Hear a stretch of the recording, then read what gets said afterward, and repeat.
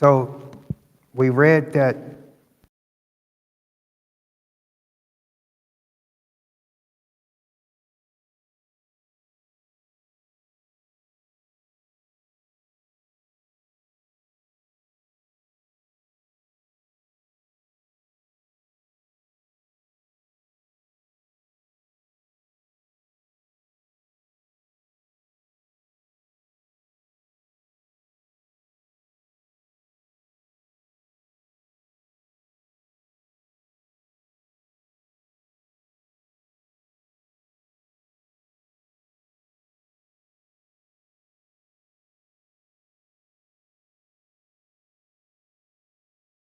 into where?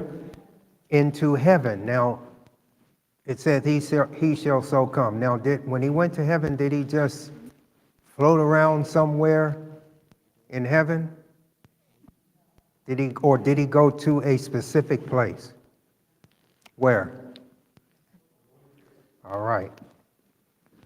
You all don't want to come over here? So you could see the board. So Jesus, I'm just going to put here, went to the holy place.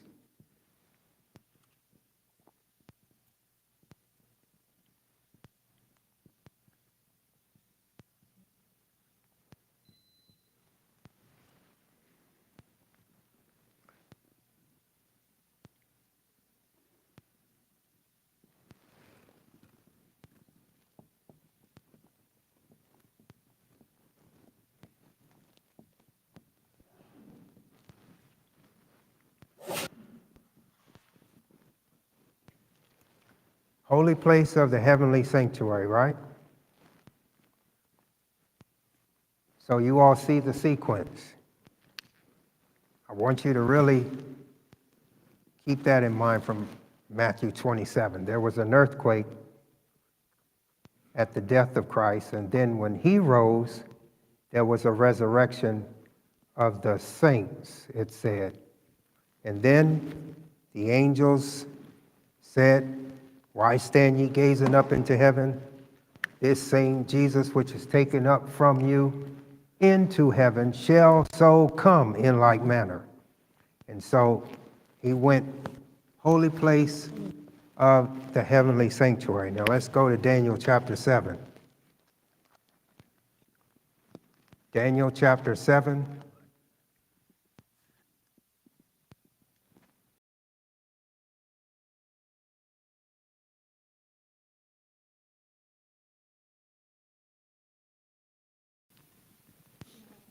Let's go to verse 13. 9 to 13. Daniel 7, 9, 13. 9 through 13.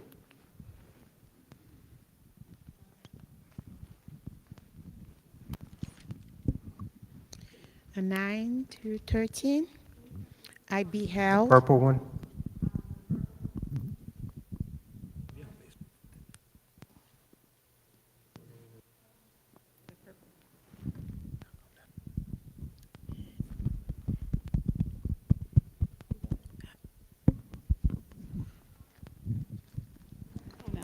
All right. I beheld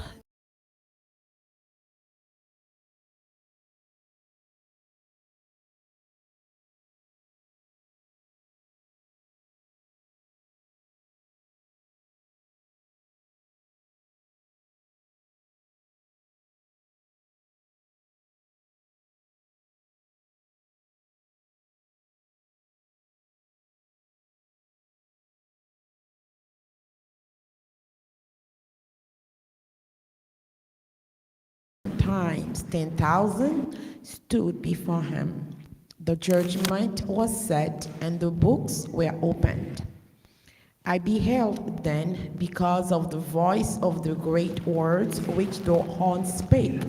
I beheld, even till the beast was slain, and his body destroyed and given to the burning flame. As concerning the rest of the beasts, they had their dominion taken away, yet their lives were prolonged for a season and time.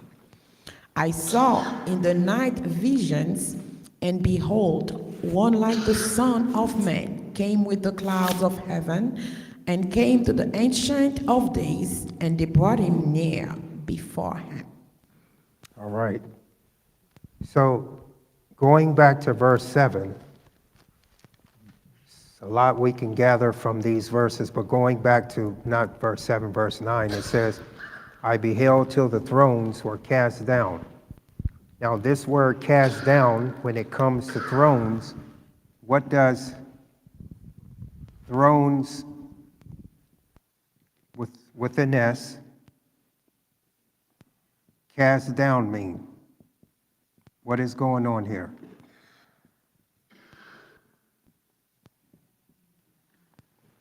Someone talk to us. What's happening here?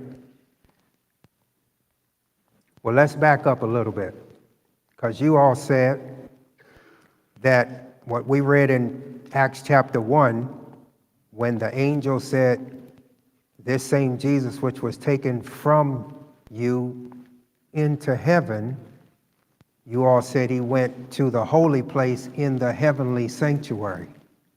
Now, when he went to the holy place in the heavenly sanctuary, where did he go in the holy place in the heavenly sanctuary?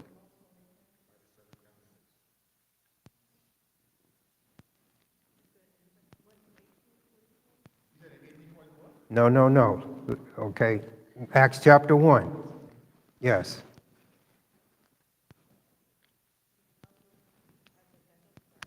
Where is the microphone? Where, you have the mic up there? Where? All right, we want the whole world to hear you that's watching too.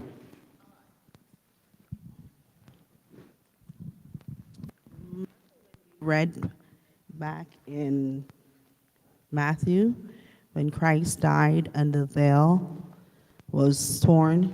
So at the death of Christ, he came into his priestly role. So going to Acts up into heaven, to the heavenly sanctuary, where he became our priest in the holy place. Yes, very, very true. Now my question is, when he became our priest and went to the holy place of the heavenly sanctuary, where did he go in the heavenly sanctuary as our priest? The holy place. No, no, no, listen. We're right here. We're in the holy place. Right. Went to present himself. You all heard that? Showbread, yes. I'm going to draw it now. Yes.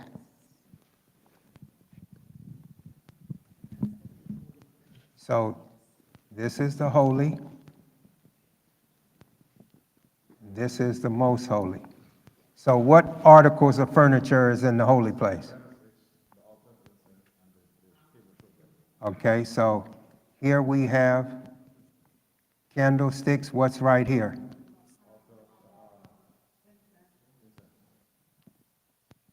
Altar of incense, AI, and then the table of showbread. Okay.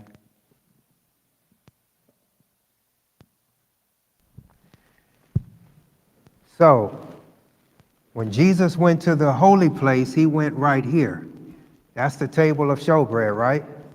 Now, before I get to you, what is that called? That is the throne. Because see, this is what the question I asked, and I had to backtrack so we can kind of get this. It says the thrones were cast down, more than one throne. So here is one throne right here in the holy place, the table of showbread. You all see that? That's a throne. Now, what does this cast down mean what we read in Daniel 7:9?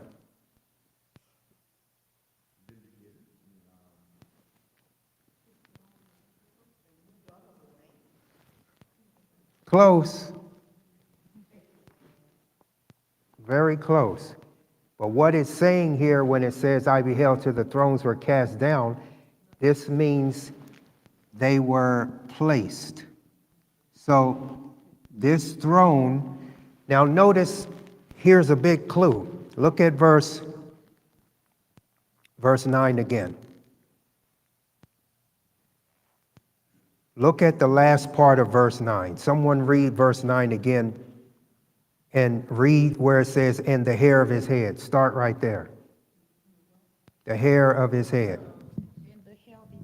Let's use the mic.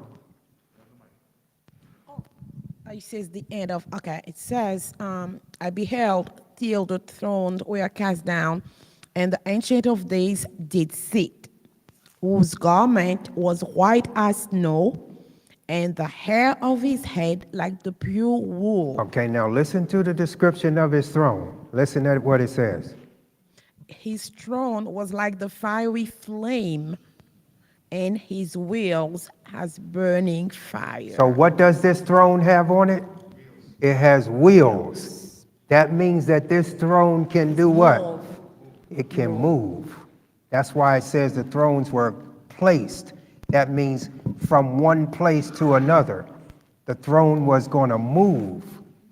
In the earthly sanctuary, the table of showbread, and when we get in here, had staves. Staves, which were long sticks, so that they could move. So we're seeing here that God's throne was going to go from one place to the other. All right, let's look at verse number 10. It says, thousands ministered unto him, and 10,000 times 10,000 stood for him. And then something took place. What was it?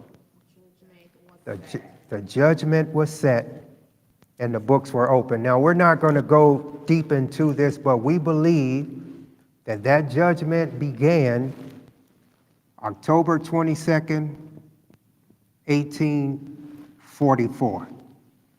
If this date is wrong, then everything about Seventh-day Adventism is going to collapse, because this is the foundation of what we believe, but not only us. This is the foundation of the whole plan of salvation. It's right here on this. We learned something this morning about the plan of salvation, that the theme of the Bible, the very central theme of the Bible, is that plan that is this right here. This sanctuary is a compacted prophecy of it. So the judgment was set, it says, and the books were open. So when the judgment took place, where did the judgment begin? We're in heaven now. Where did it begin?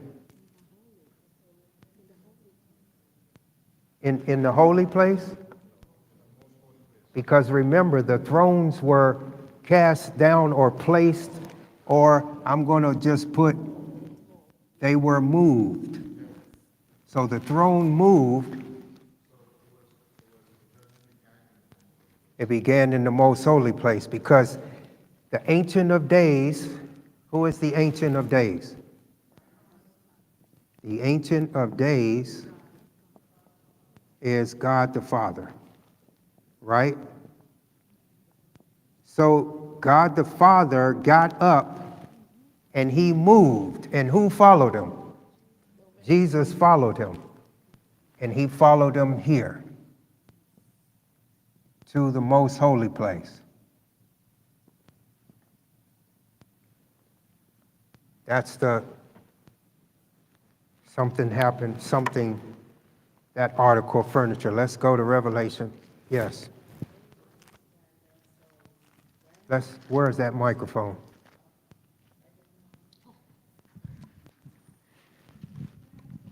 So Yeah, let's get her first. I'm going to make sure I get this. When the thrones were cast down, At that He time, found one. He found one. Well, go ahead. yes, when the thrones were cast down, at that time, the Ancient of Days moved to the most holy place, and Yes. Christ went with him. Yes. Okay, thank you. Now, let me explain something here. You see right here, those are two stacks of showbread, right? 6, 6. That bread represents, Jesus said, I am the bread of life. And he specifically said that, what else? Somebody finish the verse. Takes away the sin of the world. It's a, I don't know. He said, I am the bread of life. And what else? Oh, follow, and I forgot. Uh-huh. I don't remember. Shall never. Come on, Bible students. I have the bread of life.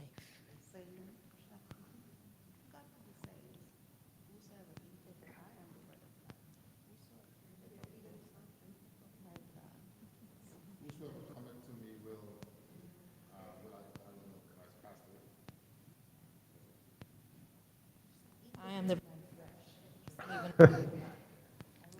I don't think he said that hit there.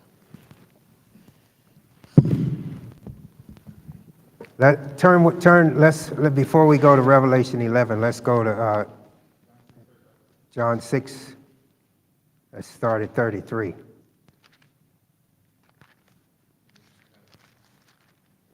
All right.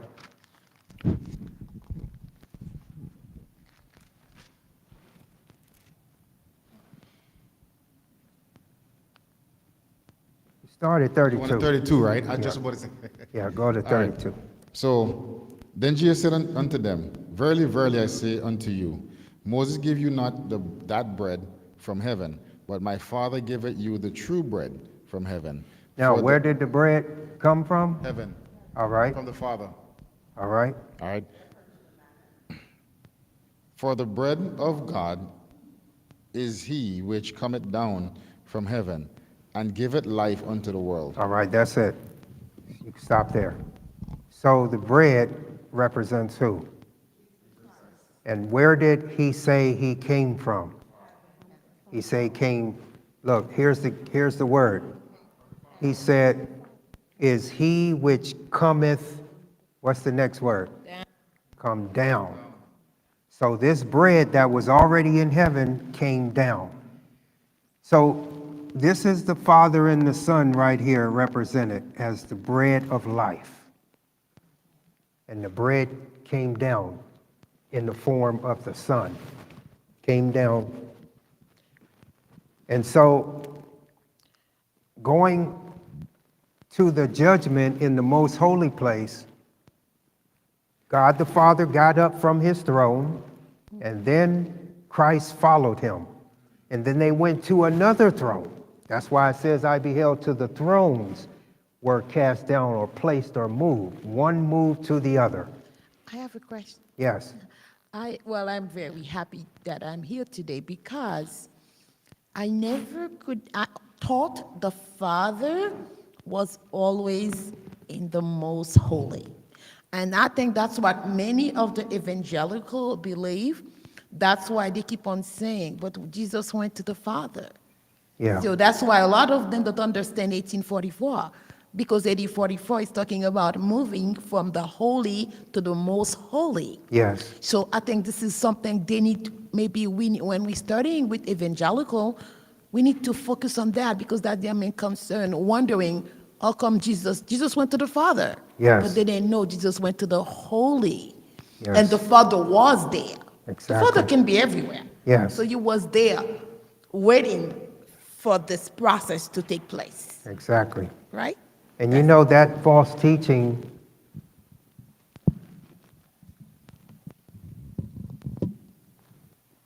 really? Okay.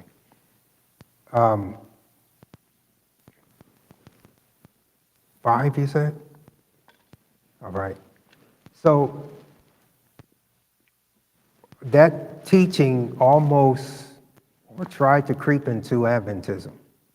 Because, see, a lot of people believe that at the cross, Jesus went straight, it was taught, he went straight to the most holy place. And because this teaching, part of the reason this teaching came about is for this right here. Look at this right here. See what that says? Our duty on what day? Day of Atonement. So the evangelicals believe that the atonement was made here at the cross, and that there is no Day of Atonement because God the Father was already there in the most holy place. So this right here doesn't count. But for hundreds of years, there was a Day of Atonement in the Bible. See?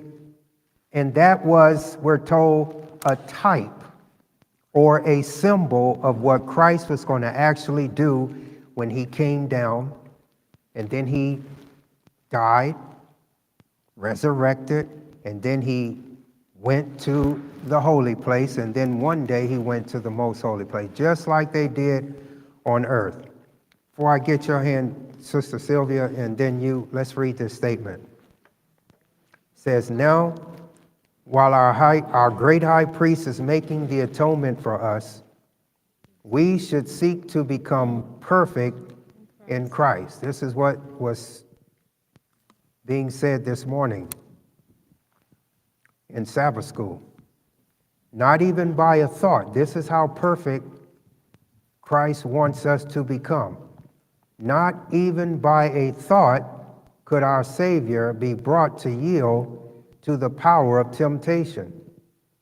Not even by what? A thought. And then we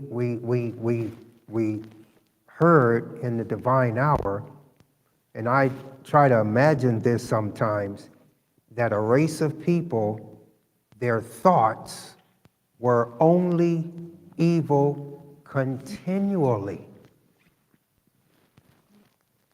I mean, I wasn't a Christian all the time, but when I wasn't a Christian, I did have some good thoughts.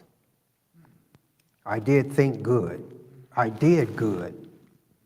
But imagine a race of people that think evil all the time, continually.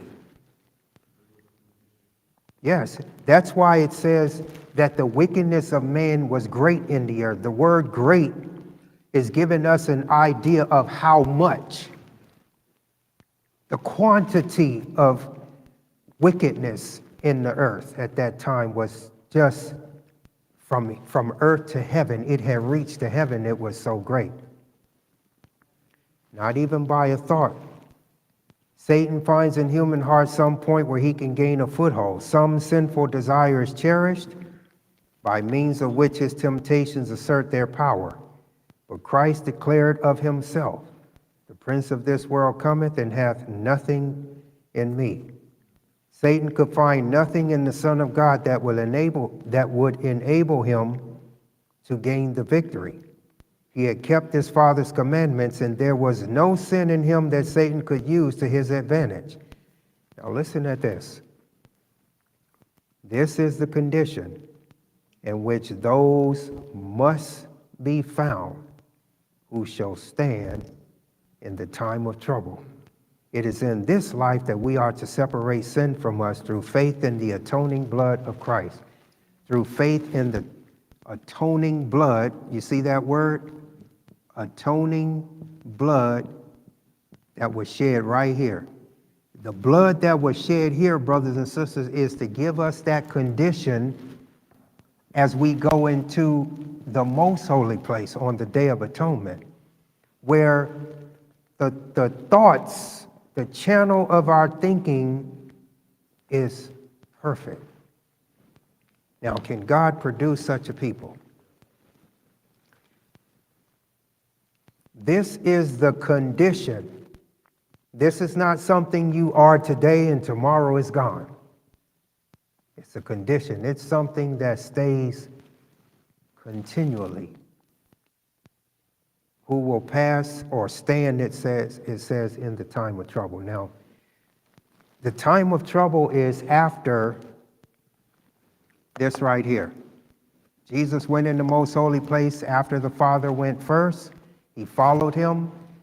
Judgment was set, books were opened, and then later on after this date, the time of trouble would come.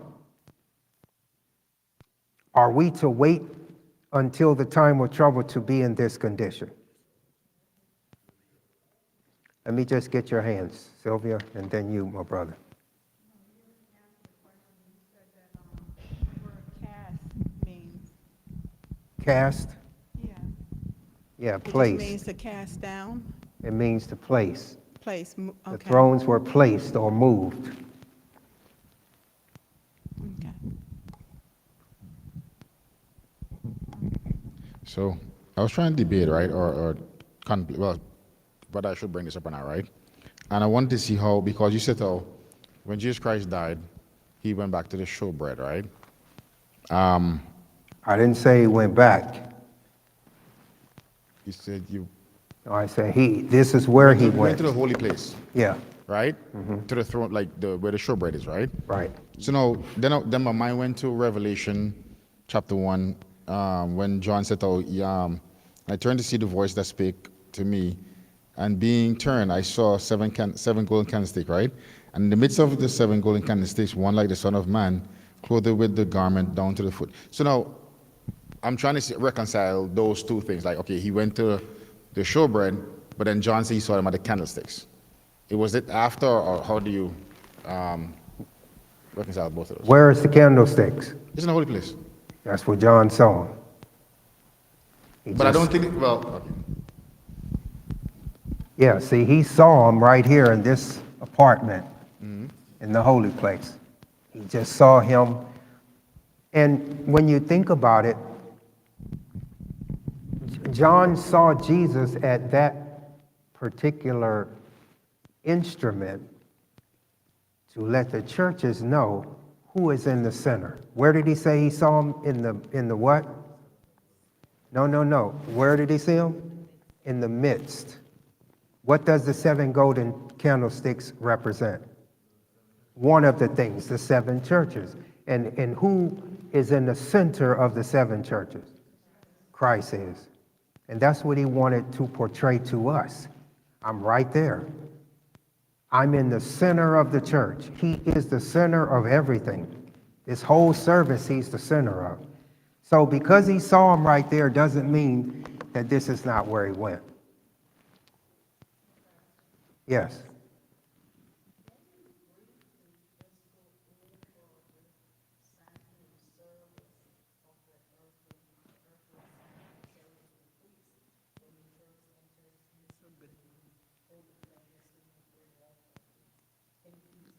Yeah. A few weeks ago, we went through the sanctuary, like we started at the gate or at the door. And then we went inside there. And so when you go inside, there is over here, before you get in to the actual sanctuary part, you have the court. So out in the court, what's in the court, everyone? Okay, you have the laver there, and you have the altar.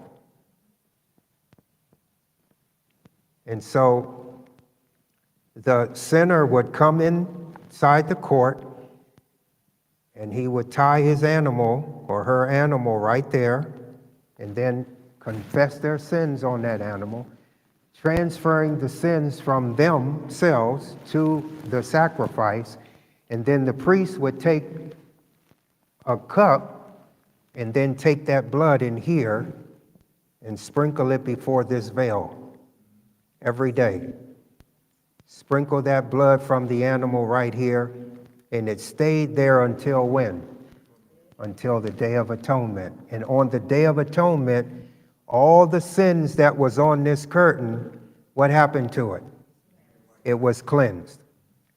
That happened every day from the courtyard, taking that blood in there. Sometime they would take the animal, and they would take it inside there, and the priest would eat it in the holy place. It still transferred the sin from the individual to the sanctuary. One, either by blood or by the priest eating this part of the sacrifice in here, the sin was transferred to the holy place. The blood sprinkled here and on these horns. And then on the Day of Atonement, the sanctuary was cleansed. That's a brief, yes. Did that answer your question? Or, okay, go ahead. Where is it, Mike? Go ahead. I'm imagining, right? Because you're sprinkling the blood in the veil every day. Thousands of people. The veil is packed with blood, right? But would the horns as well be, because I know they have to dip their hand in the horn and then pretty much put it on sorry, not the horn. They have to dip it and then sprinkle it touch the horns. Yeah. Would the horns as well be packed with blood too? Yeah, it would have blood on it. Okay. I had an next question, but okay. So that's basically a short version of how that went. Now let's go to Revelation 11.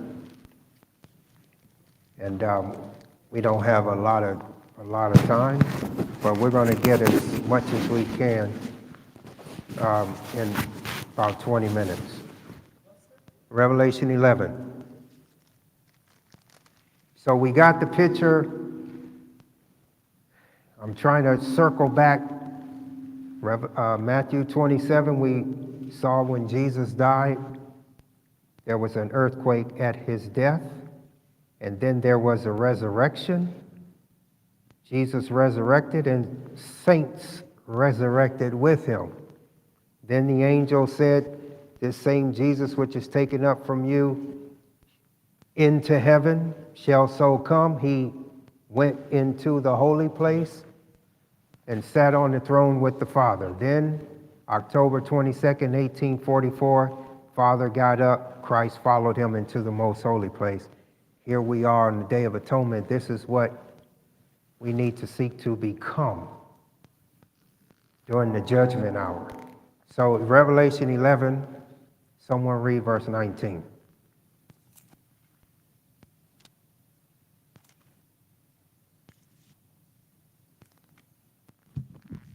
Okay, I'll read it. Go ahead. And the temple of God was opened in heaven, and there was seen in his temple the ark of his testament. And there were lightnings and voices and thunderings and an earthquake and great hail. Now, where is this scene taking place? So we're still in heaven, right? The temple of God was open in heaven. What is the temple of God? What can we call the temple of God? It is the sanctuary. So the temple of God was open in heaven. What part of the temple of God was open? Into the most holy place. How do we know that? It said that there was seen in his temple the ark. And is the ark in the holy place? It is only in the most holy place. So when the temple of God was open in heaven, this ark, which contains what?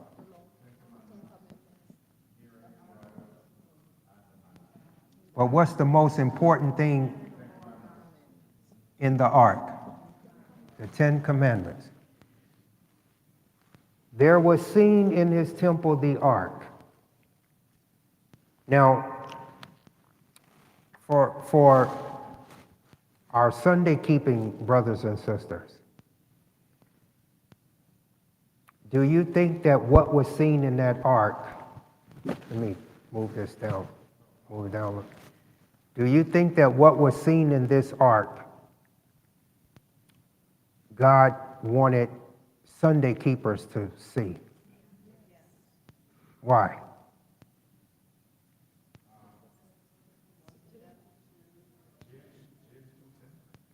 James 2:10, whosoever shall keep the whole law and yet offend in one point, guilty of all. When the temple of God was open in heaven, were there any Seventh-day Adventists? No. The people who studied this picture here we're looking at were Sunday keepers. The pioneers of our church worshiped on the first day of the week.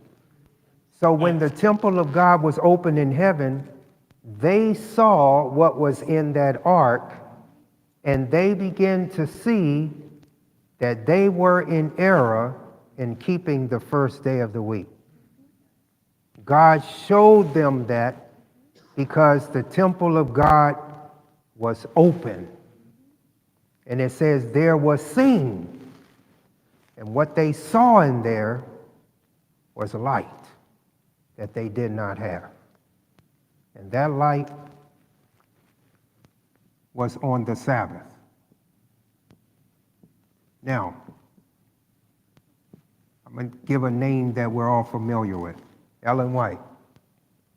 Anyone know what religion she was? Methodist. She was a Methodist. What day does Methodists worship on? They worship on Sunday, right? First day of the week. So she was a Methodist, and then she saw this right here, this light. Now that was in 1844. Third angel's message is, matter of fact, let's go a few chapters over to 14. Yes. 14. We know the first angel's message, we say it every week here. Fear God and give glory to him. Why? The hour of his judgment has come. Now, isn't that what Daniel said? Daniel said the judgment was set, books were opened. John sees exactly what Daniel saw. And so the first angel pointed the people where?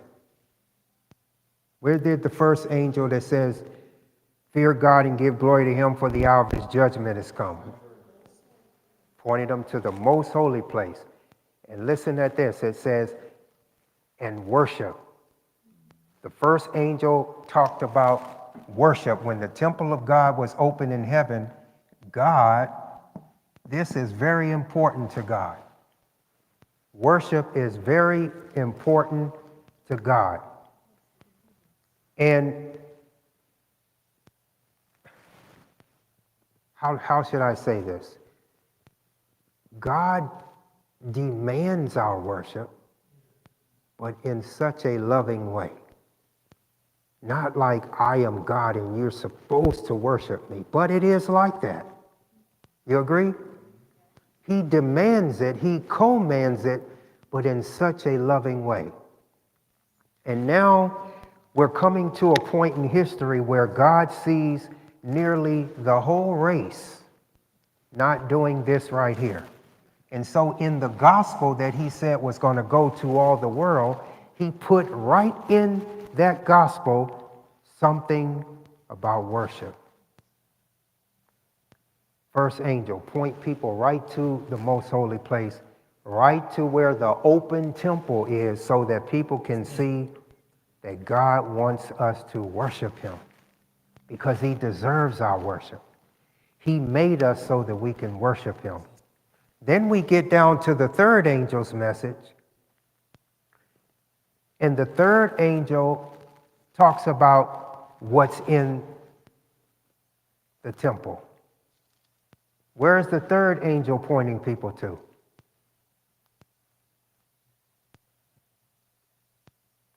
Same place.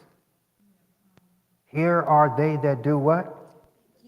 Keep the commandments. Where do we find the commandments? In the most holy. So the third angel is pointing them there too. Now, here's where we're going to wrap up. We just got a message. We have to go early. So the third angel is given just before the major event. What is the major event, brothers and sisters? Major event. The major event. Come on, everybody in here should know. The major event.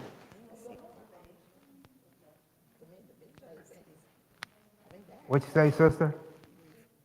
Let's say, I know she can't talk too loud, but say it a little louder. The second coming. This is the major event right here, brothers and sisters. This is the event of events right here.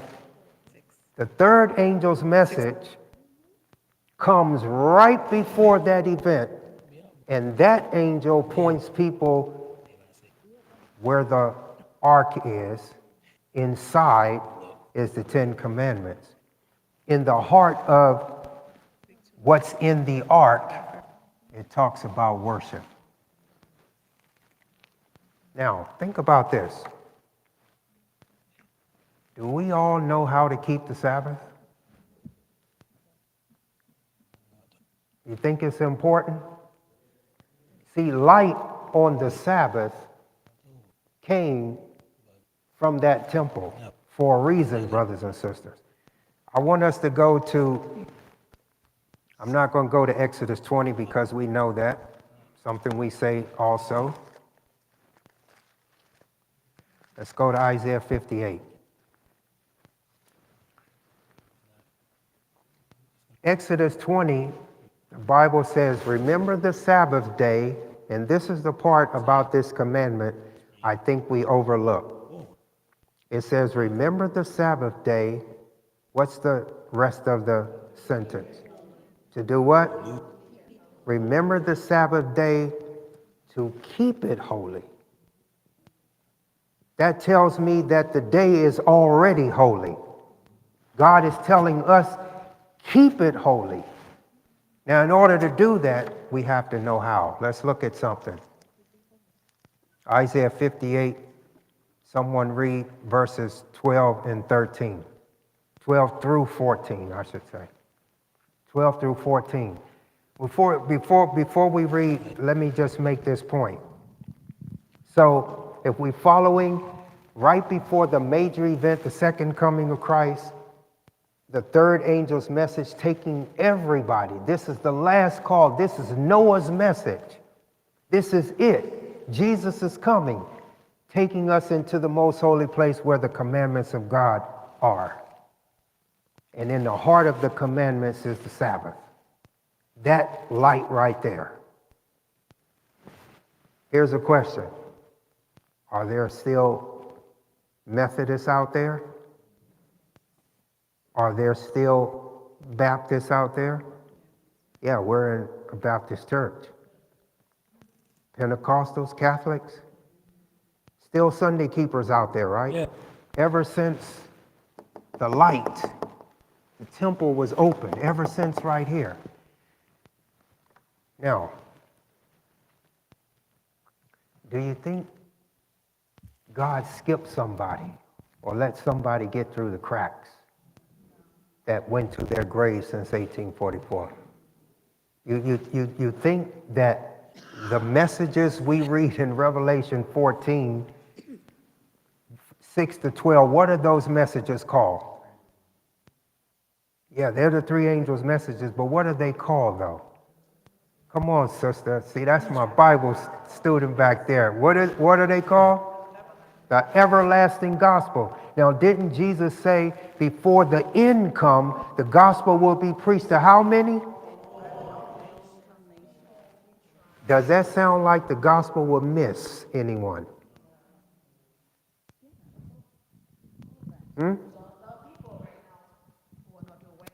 All right. Now, besides certain circumstances, which is something we don't have time to go into, such as slavery. Let's say slavery where people were chained, they didn't have an opportunity to have a relationship, a real one, go into the most holy place and find a real relationship with Christ and understand the commandments of God in the fourth commandment. Aside from circumstances like this, there are people that have gone into their graves that are not Seventh-day Adventists, and they went into their graves. I'm talking about since this date, since the temple was open, they went into their graves Sunday keepers.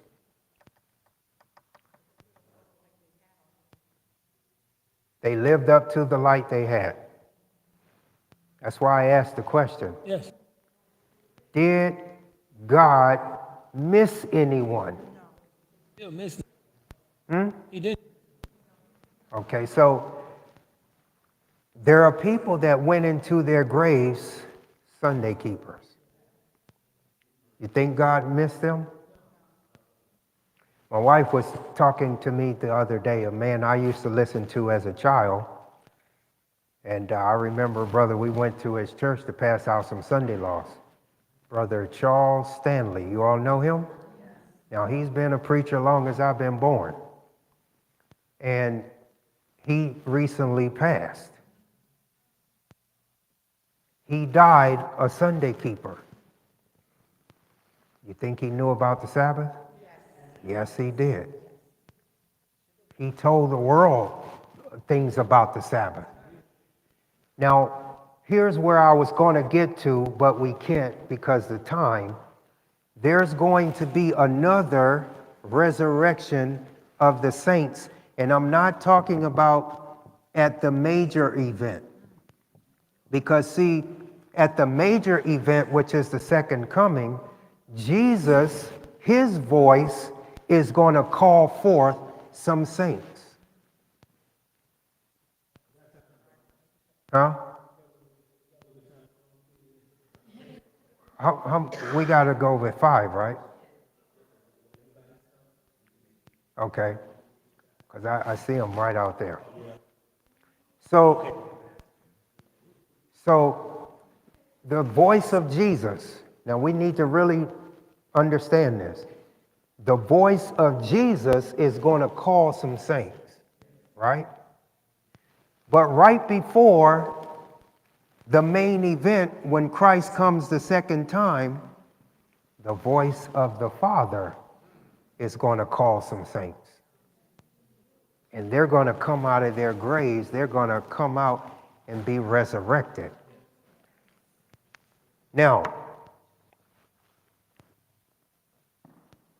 Charles Stanley. This is deep here. You know, sometimes I think that I'm not the one to do the milk stuff. I like to take you all deep. I like to give you the vegan steak. Charles Stanley, I'm just using him. If he was going to come up as a saint, he would come up at the voice of God, the Father, not at the voice of Jesus. Y'all hear me? See, because if he was going to come up at the voice of God, there's something he had to do. What is it? Say it again. Come on, sister. He had to keep the Sabbath. Now, let's look at a verse. Before we read, go back to Isaiah. I'm not going to get into Isaiah 58. That's going to take a minute. Let's look at Revelation 14. I was going to go into how to keep the Sabbath holy, because it says, remember the Sabbath day to keep it holy. But Revelation 14, verse 13, this is the third angel's message at its close. And it says this, I heard another voice from heaven saying unto me, write, blessed are the dead which die. What's the rest? In the Lord. Now, we did a little study on this. I'm going to just write it right here. Blessed are the dead which die in the Lord. Now, if we dig deep, what is that saying right there? When it says, blessed are the dead which die in the Lord. Huh?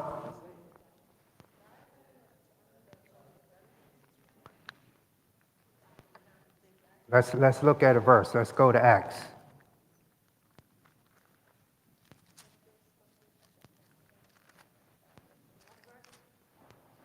That was 14:13.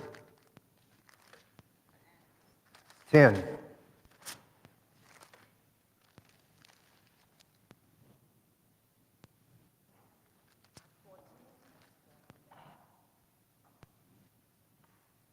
No.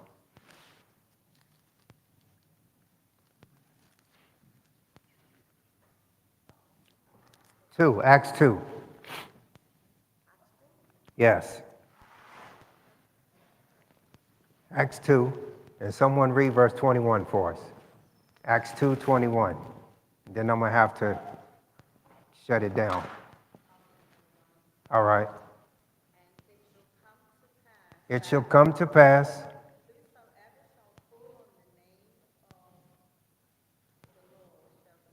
Whosoever shall call on what?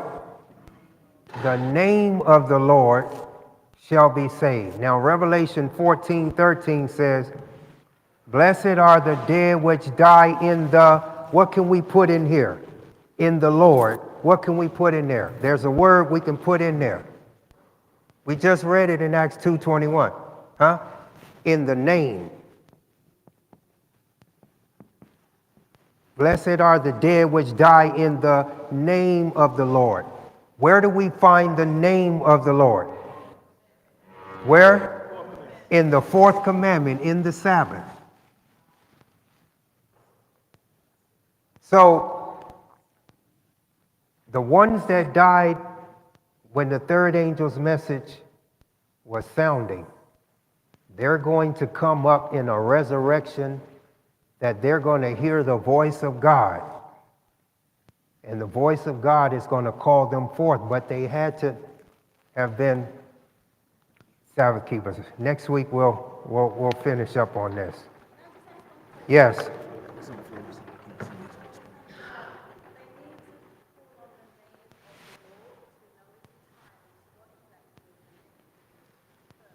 When it says whosoever shall call on the name, that's a good question. Now, the third commandment says this: thou shalt not take the what? The what? The name of the Lord in vain. When you study that commandment, that word take means to wear. His name is something you put on. What else does the Bible say that we should put on? What is it? Okay, the armor, the character. What is represented as his character? His what? His law. And his law is called something else. His law is called his righteousness. Psalms 119, verse 172. My tongue shall speak of thy word, for all thy commandments are righteousness. So when it says taking the name of the Lord in vain, that means that we should not wear his righteousness in vain. Because the law of God, oh, let me finish, wait till you finish. The law of God is a transcript of his character. His character is his name. You can find a verse to go with that in 1 Samuel 25:25. Let me just read it right quick. 1 Samuel 25, verse 25. This happened when David was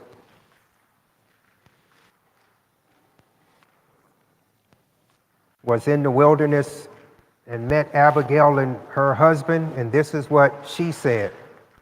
Let not my Lord, I pray thee, regard this man of Belial. Now, Belial is another name for the devil. Even Nabal, for as his name is, so is he. You hear that?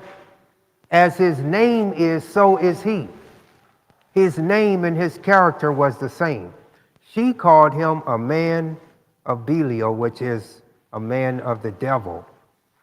And she said, Nabal is his name, and folly is with him. So that's just a verse to go with name being associated with character. Thou shalt not take this character. His character is his righteousness. The Lord, our righteousness, the Bible says, they go together. So when you die in the name of the Lord, you had that character. You had that righteousness. That's why when this work in this apartment is finished, he's going to say, he that is unrighteous, let him be unrighteous still, right? And he that is righteous, let him be righteous still. So when we die, we want to die in the name of the Lord, having his righteousness upon us, or we won't be saved. That's why it says, whosoever shall call upon. That word call does not mean like, I'm calling on you, Lord. It's the same as the third commandment.